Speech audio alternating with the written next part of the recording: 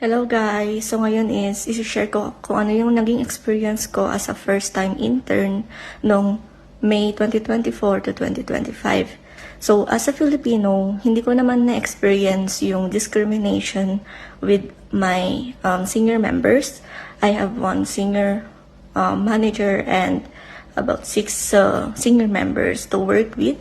So as a student, I support all of them throughout my internship, and my internship was about 16 months, May 2024 to August 2025. So guys, nung unang dating ko sa office, very welcoming ang environment.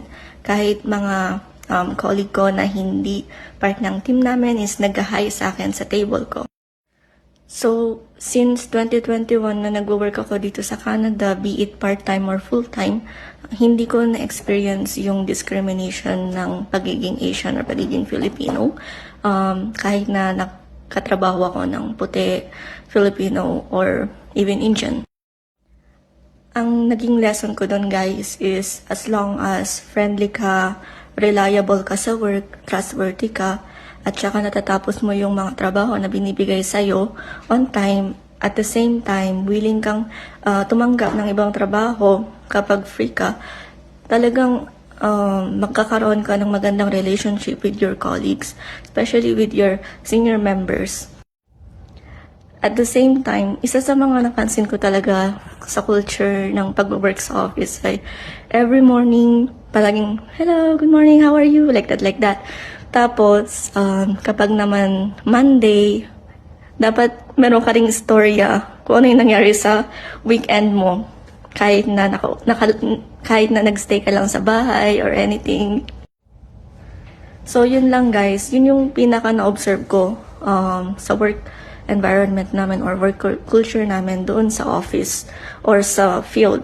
On the other hand, kapag naman nakaupo ako dito sa headquarter namin, kasi yung company namin guys, ang headquarter talaga namin is nasa downtown Calgary.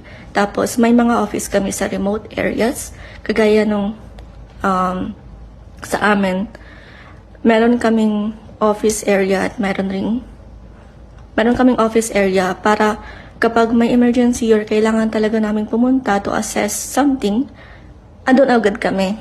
Ganun yun guys. Dito naman sa experience ko sa downtown Calgary, dito sa office namin, so kapag bago ka, yung admin ng department namin, mag-send siya ng email sa lahat ng member na itong tao na to ay dumating dito sa office. If you have time, you can say hi to them, know them, and then andun rin kung yung information mo kung saan ka nakaupo, like that. So, all in all, while working in that company, sobrang na-appreciate ko talaga kasi sobrang ganda ng work environment, ng culture, very welcoming. Hindi mo mararamdaman na iba ka